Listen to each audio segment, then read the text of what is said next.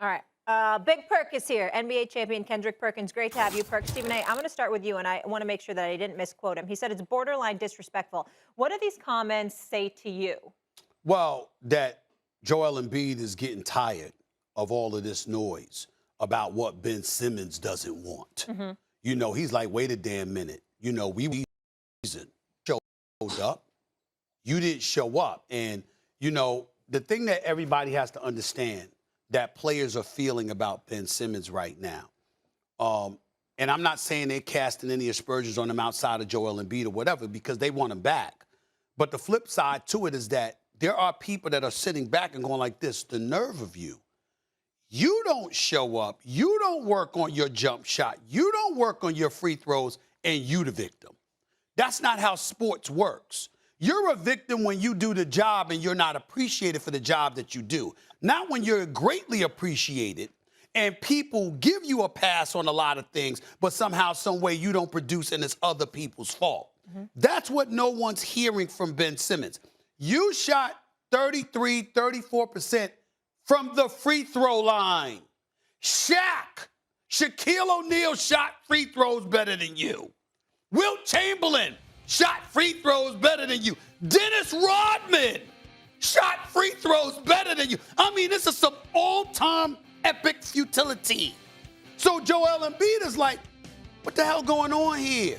Now we hearing about you don't want to play with me? What? But having said that, one could argue they're not the ideal pair. One could argue that Joel Embiid gets drafted 3rd overall in 2014, misses his first 2 seasons, even though Ben Simmons got drafted in 2016, missed his first full season. Joel Embiid missed 2 seasons. Joel Embiid has never played more than 64 games in a season. He's missed his share of games. He missed 21 of the 72 games last year. These are legitimate injuries, of course, but nevertheless, that was an issue. Yeah. And so you understand what Ben might be saying. It's just that you to be feeling right now if you've Ben Simmons in the eyes of a lot of people. Mm-hmm. Go ahead, Perk.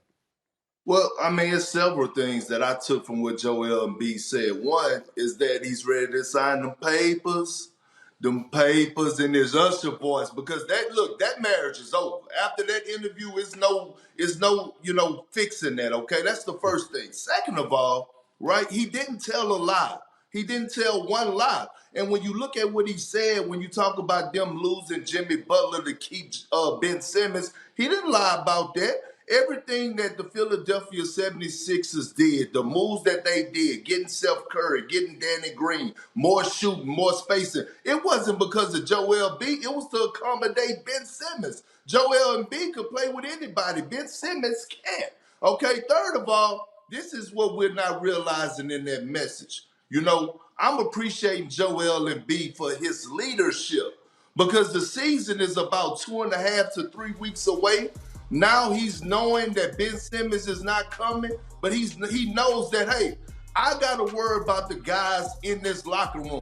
We got to be ready to go to war. So I'm going to go out here publicly because Ben Simmons is not answering the phone or returning anybody text messages. So I'm going to jump out here publicly, and I'm going to go into the fence and speak up not only for myself, organization, but for my teammates. And he gave us the edit version. God knows what he is saying behind the scenes in the locker room, saying, hey, let's get it, man. Look, he don't want to play with us, whatever. I've been in locker rooms like that.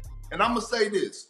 People better be careful and watch out for the Philadelphia 76ers, because things like this only bring a ball club closer. And I wouldn't be surprised if they get off to a hot start and be one of the best teams in the NBA. Hold on, Perk. I got you. Before we move on, because we got to move on to another subject. Really quickly, Molly and Perk. Ben Simmons saying that and Perk highlighting that it's over also kind of made things difficult for the Sixers as well, because now it's almost like you got to get rid of Ben Simmons even more.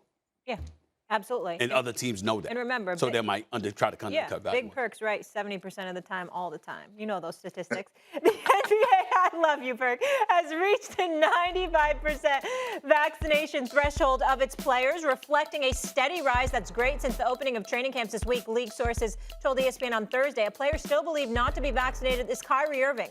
With his Nets, one of the favorites to win it all, they are the favorite, What to do about Kyrie with his questionable availability, considering New York's vaccine mandates, has been a hot topic. Most recently, Shaq weighed in on what to do about Kyrie. Here's the big fella.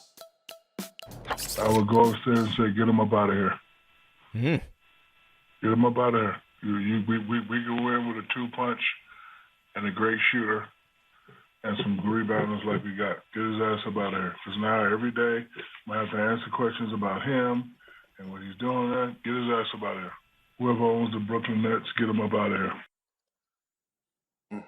Wow. I want to start with you here, Perk. That's a really strong take. Obviously, we all know the talent, but it's starting to become some trouble with it as well. I know it's a big personal decision. What's your reaction to what Shaq just said, that they should get rid of him? Well, you know what? Shaq is absolutely right. And here's why, right? And to me, he's sending a message to the franchise player, the guy that holds the keys over there, and Kevin Durant.